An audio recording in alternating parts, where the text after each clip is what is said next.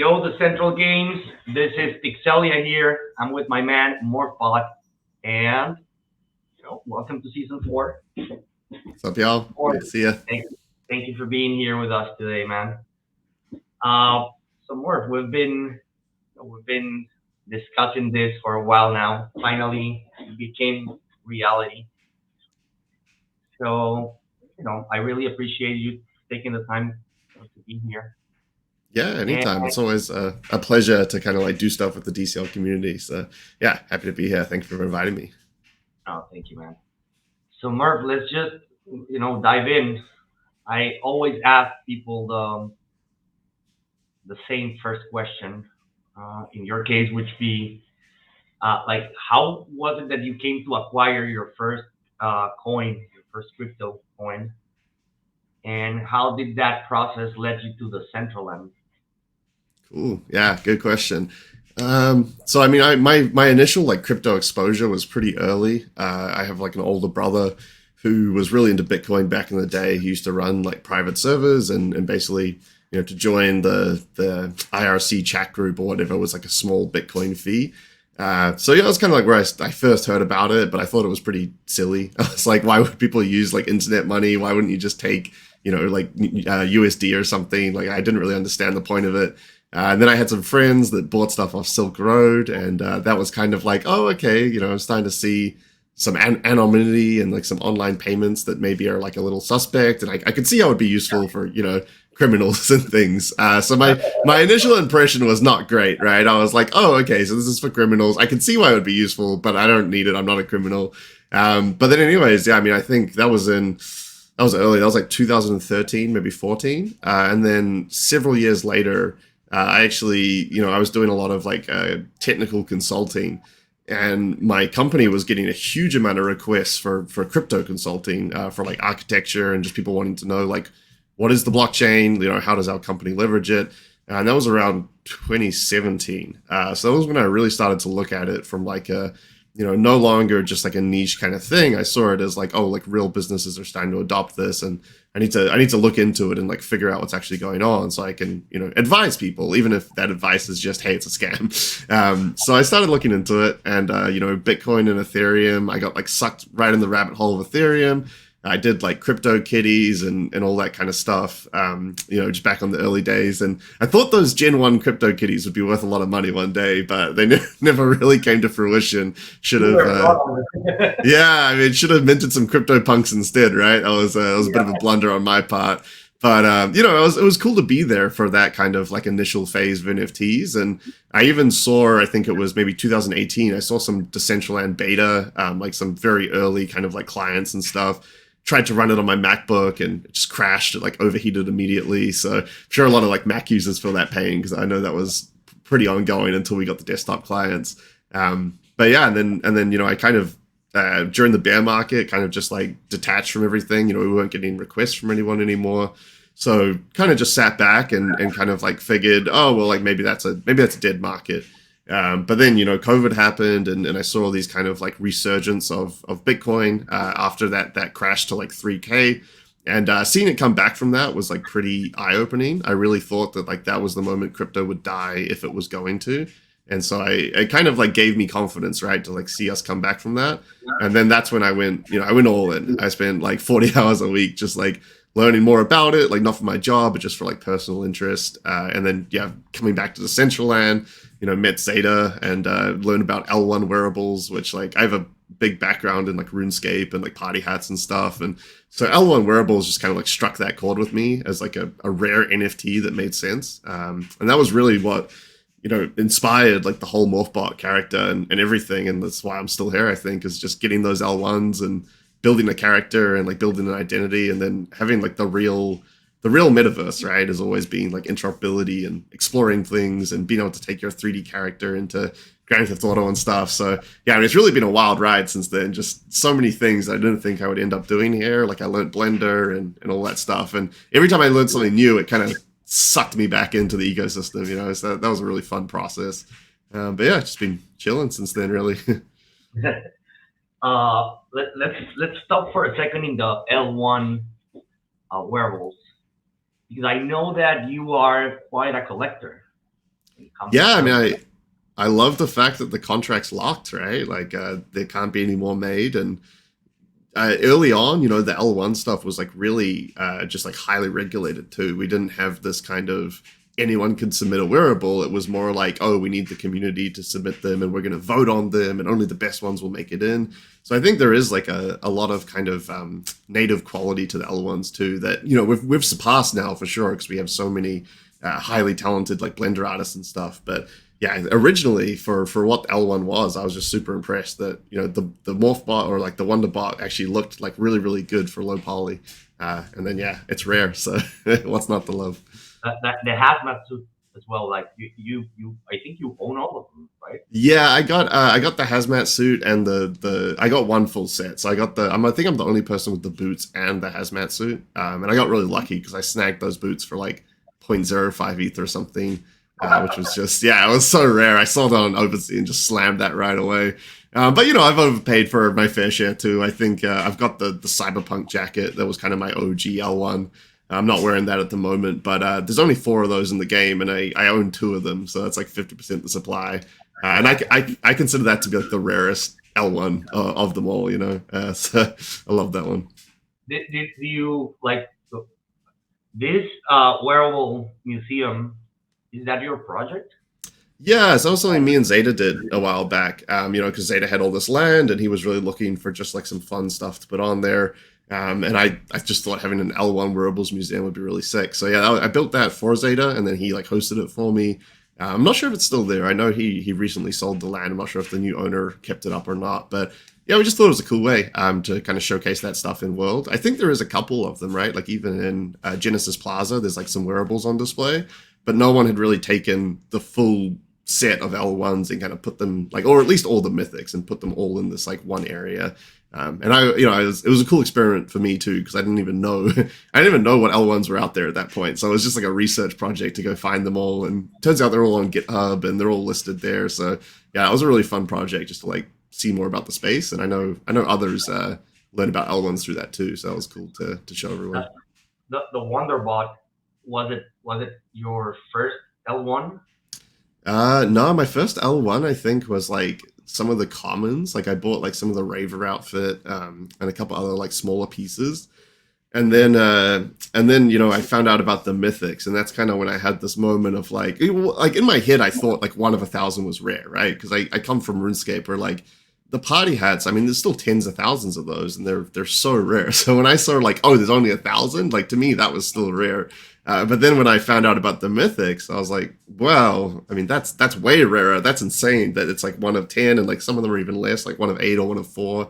And so that's when I really got like full tilt in, and I think my first big purchase was the ferocious boots, and I still have those. So they're the 1 of 10 like community contest ones, and then after I bought those, I had to get the KJ pants because they match, and then I don't know. Once you have 2 mythics, you kind of want like a full set, right? Like you kind of want mythics Yeah. head to toe. So yeah, it just kind of kept getting bigger and bigger. And I didn't really mean to. I honestly didn't mean to buy this many. But just opportunities arose and was able to get some really rare pieces. So yeah, just gonna hold on to You were those out forever. of control there. Yeah, totally. I mean, if you look at my OpenSea history, you'll see one of those cyberpunk jackets was about 7 ETH, and I think that was probably the most expensive one I ever bought. And then I ended up picking up the second one for about 3 grand USD, so it was a lot cheaper to get the second one. But yeah, in bull market, like just those prices get crazy, and it didn't seem too wild at the time. I still think one day maybe we'll see those prices again, but who can say? I think we're gonna see higher prices.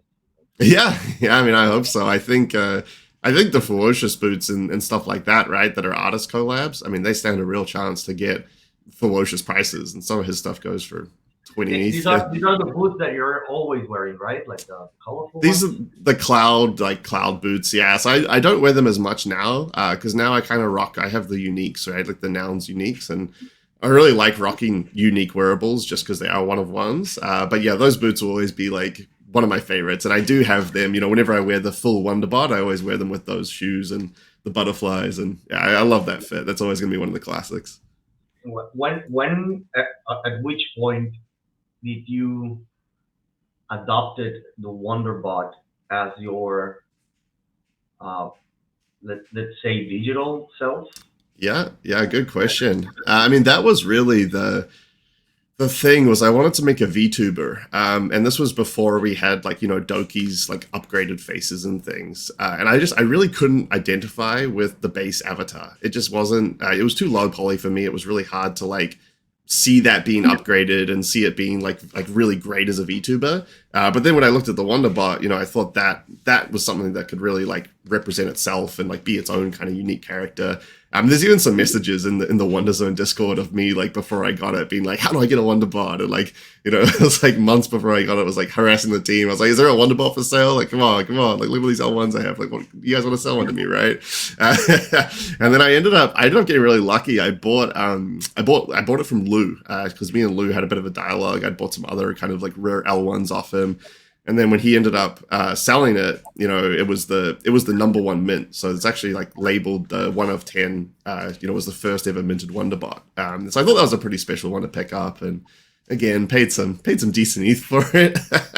I've seen other people also pay decent amounts of ETH for Wonderbots, so I don't feel too bad. I think I got it for a pretty fair price back then. Yeah, it's worth it. It's worth it. So, and then you started VTubing, uh, and was this before DG or after DG? I think it all kind of happened at the same time. There's like this weird thesis I have where like all these kind of things overlap. So like I kind of thought that like the L1s would be expensive because of stuff like DG. Like I thought like, oh, there's like a social platform where people play poker. So if I have really expensive wearables, then I can wear them at that poker game. And it's kind of like having like a status symbol or like a rare item, right? And so the plan was always like, oh, if I'm going to do this and like be a VTuber, I need to like be able to use that VTuber in stuff and not just be like the VTuber is like disconnected from the actual content, right? And so DG like really was the first thing that enabled me to do that, was to like be my avatar while also streaming as my avatar. And I thought that was kind of like the inspiration for me, like that spark of that idea is like, hey, you could be your avatar in game while also kind of like streaming as them. And then the whole anonymity on top was just kind of like a core driver. I really not the kind of guy that wants to be like people knowing who I am or like people seeing me like when I stream, but I also didn't want to stream without any kind of persona. I feel like it's really weird when it's like you watch a stream and there's no person there speaking. It's just like a discombobulated voice or just someone playing a video game, right? I don't find that super interesting. I needed a show of some kind, yeah. Yeah, makes sense. So how did you ended up going to DG? Like, how was your journey Yeah, to good DG? question. I think it was probably like the third or fourth place that I stopped by in Decentraland because I saw they were popping on the play account, right? You press X and you see all the popping spots, and they were like number 3 or 4. And that was back at Chateau Satoshi when they did the games upstairs. Spicy would run like those tournaments every week, and you'd get like $25 in DG if you won. And so I'd go up there and like play once a week, and that was kind of like where I met Spicy and got introduced to the team. And and then Ice Poker dropped, and I faded Ice Poker for like the first drop, and then I saw the wearables like went up in price. I was like, oh, actually, this is really interesting. Like maybe there's something here. So yeah, I think Ice Poker release was when I like really went all in on DG and like got super involved. But yeah, I was there since pretty early, I think. Yeah, like I don't remember DG without Morph. So I think yeah.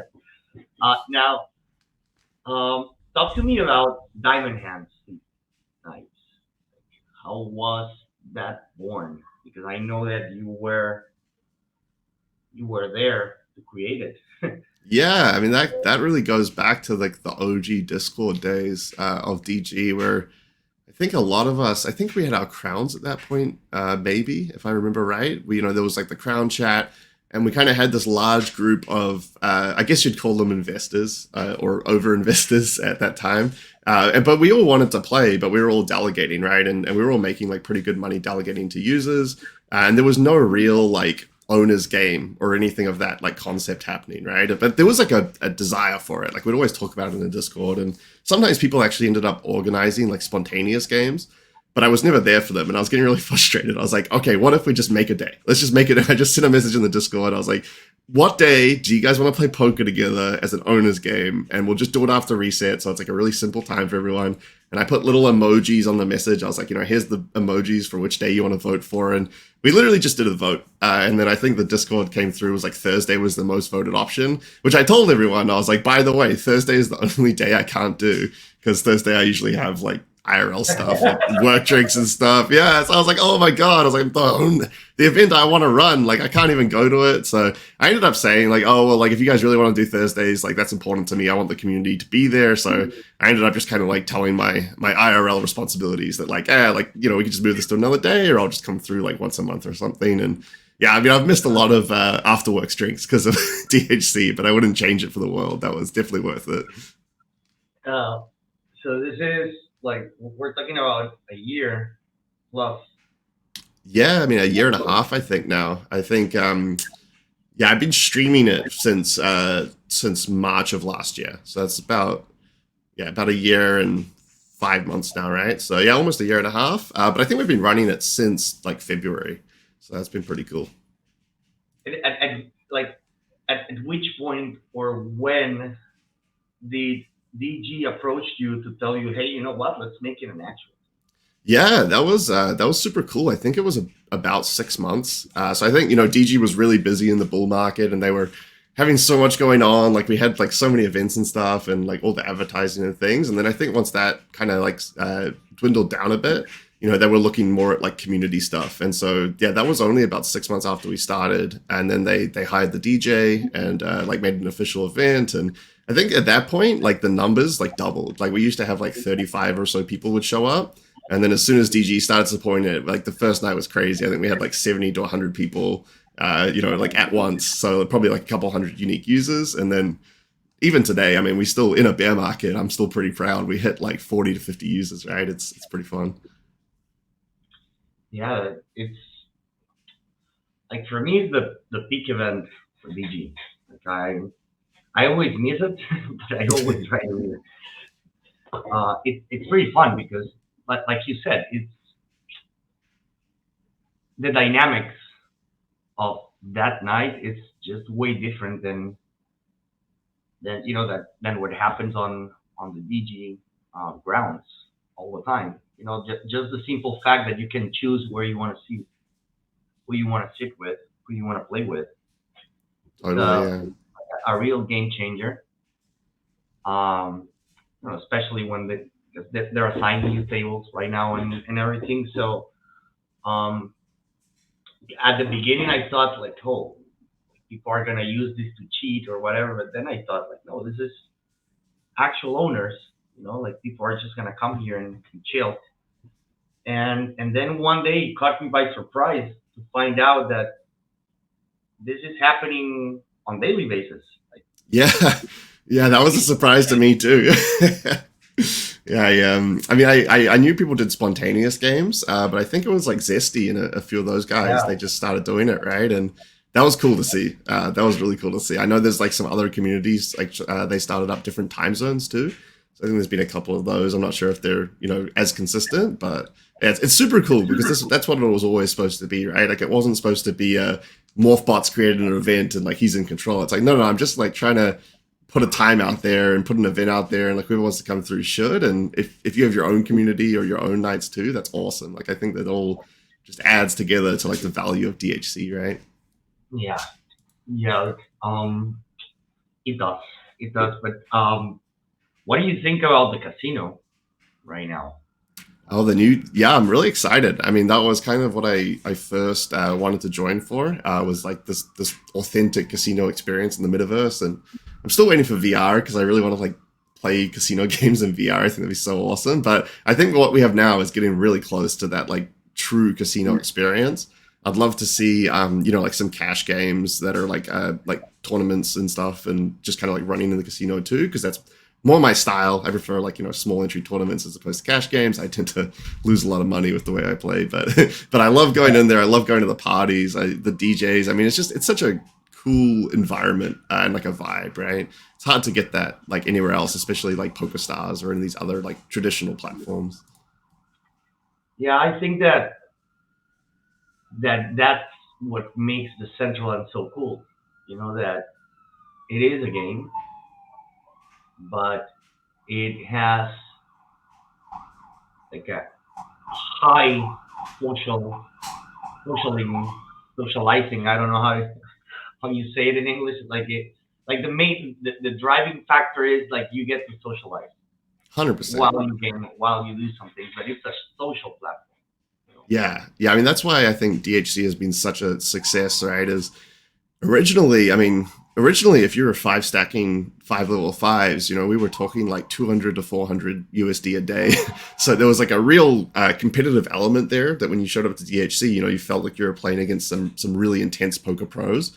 And I was kind of worried that as like ice went down, and now we play for I think it was like $2 to $5, maybe $7 if you play really well.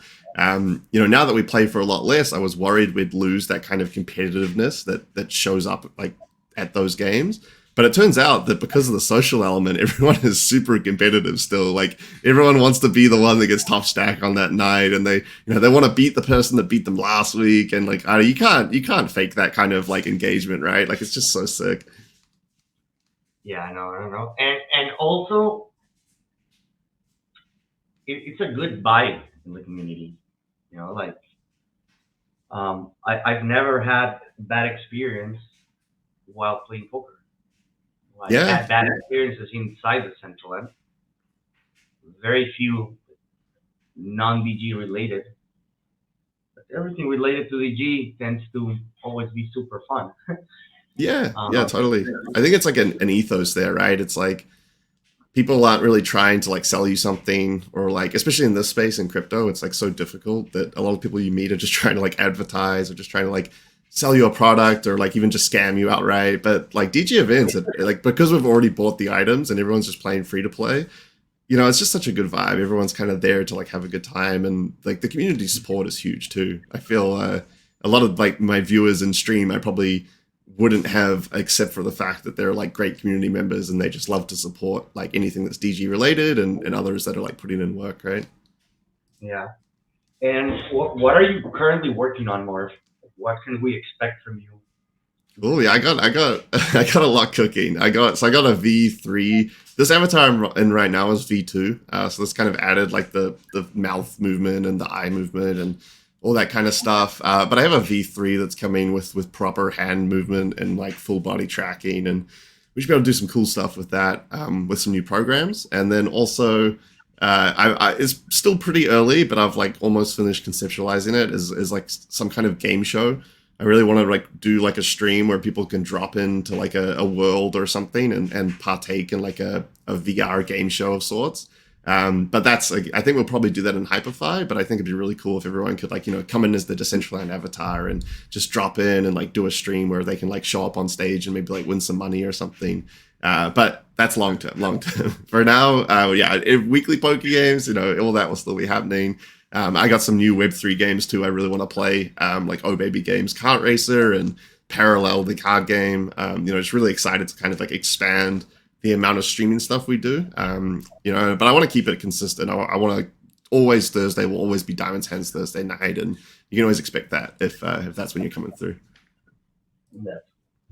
What about the streamer community for DG? Like I know that we have Icy, we have Ray, we have Luton, we have you.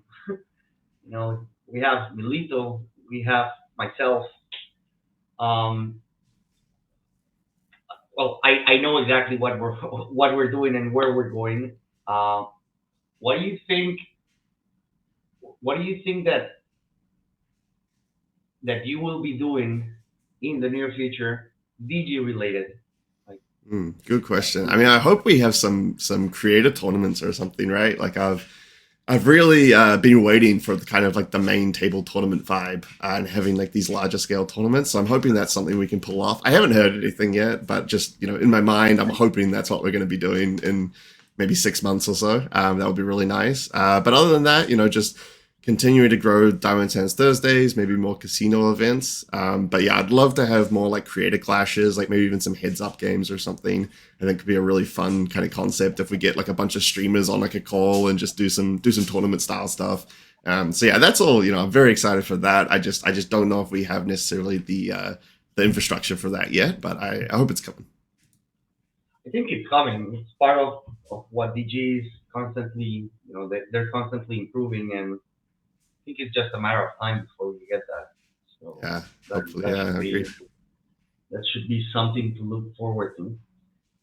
Now, Murph, for those who are visiting DG for the first time, or even maybe the Central End for the first time, and they're watching this, what would you advise them? What would be your words of wisdom for them?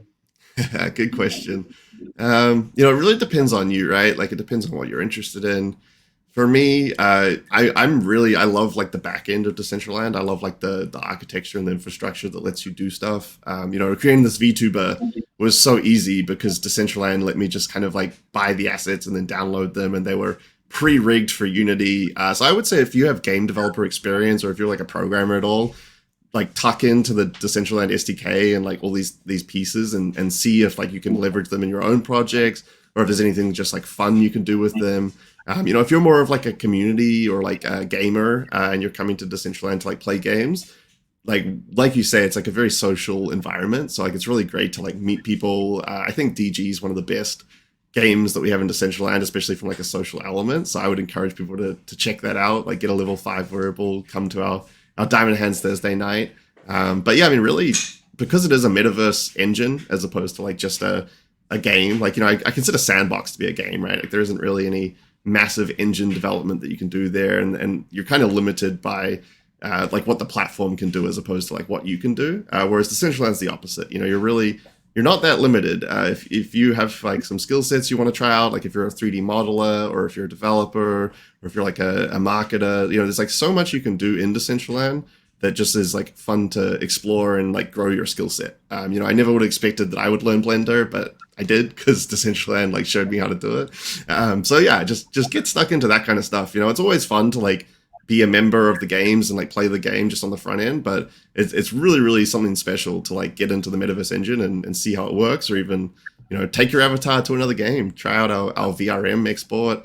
You can import those to like Grand Theft Auto 5, which is a lot of fun. Like running around the Grand Theft Auto as your Decentraland character is like pretty hilarious, and I would definitely recommend everyone tries that.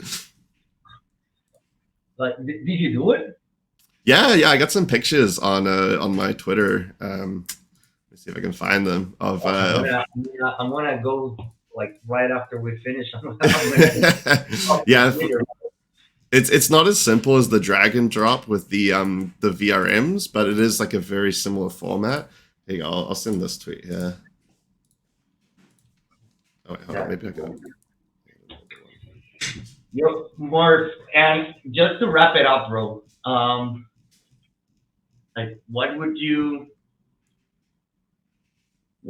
tell, or what would you say to that first time user, you know, as an advice on making his Web3 experience, or his or her Web3 slash the DCL slash DG experience better?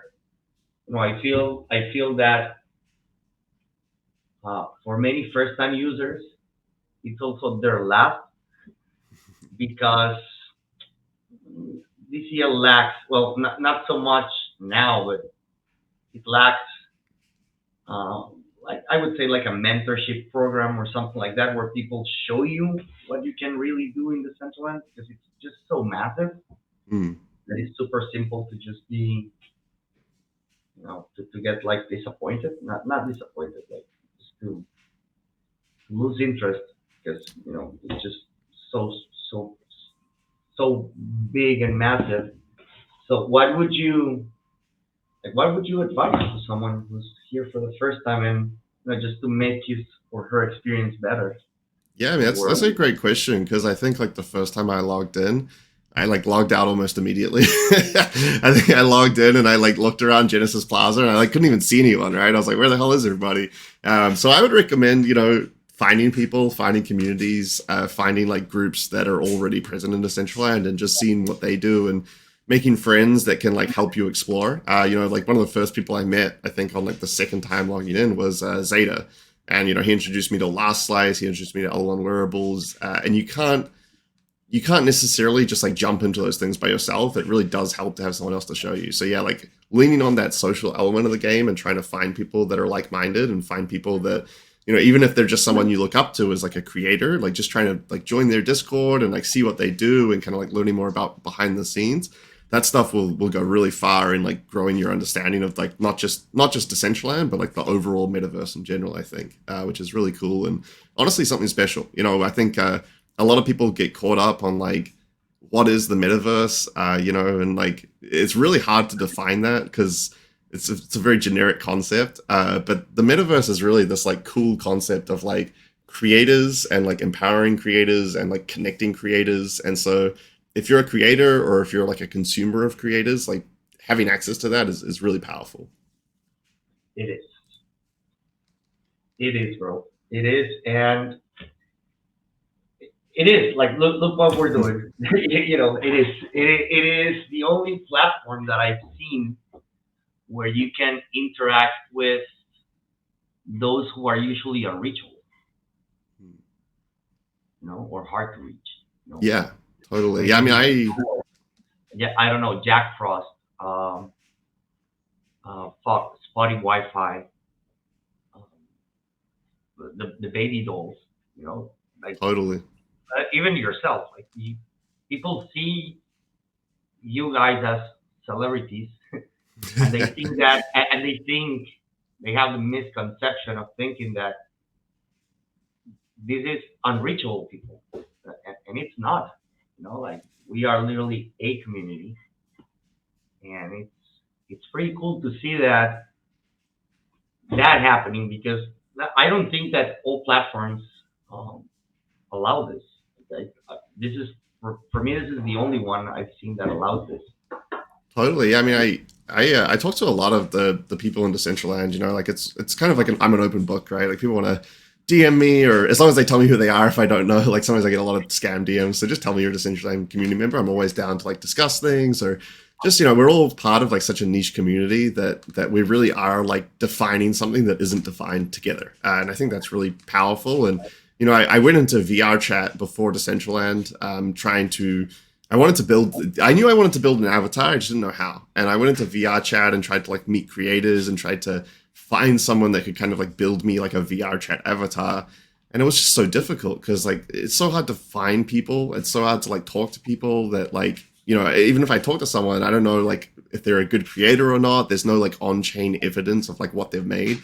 But I come to Decentraland, I look at like Doki's profile on the marketplace, and I just click creations, and I'm like, holy crap! I look at all this stuff she's made, and it's also awesome and like different, and you kind of get like a lot better like an idea of like who people are and like how to like what they believe in because of the blockchain, right? Because it is so like publicly visible, and It's all on people the get to see ledger. that. Yeah. Well, Morph, this has been a very interesting chat, bro. Yeah, And I enjoyed it. I Thanks, man. I expect to have you here again in the future Yeah, once you're totally, ready. man. Yeah, once the Central Games is ready to launch, I don't know, their fourth casino or something like that. Yeah, I'd We'll love have that. another chat, bro. Yeah, I awesome. really appreciate your time and thank you for being here. Any last words for the community? Or Yeah, anytime. Just let me know. I'm happy to come back and yeah, come through to Diamond Hands Thursdays. If you don't have a level 5 wearable, feel free to check out the stream, kick/morph-bot, and we'll always have a good time. So yeah, thanks, man. Thanks for having me on. no, thank you for being here, man. It's been a pleasure. You have a good day, and I'll see you on Thursday. Cheers, man. See you next Thursday. Later days. Take care, bro. Bye bye.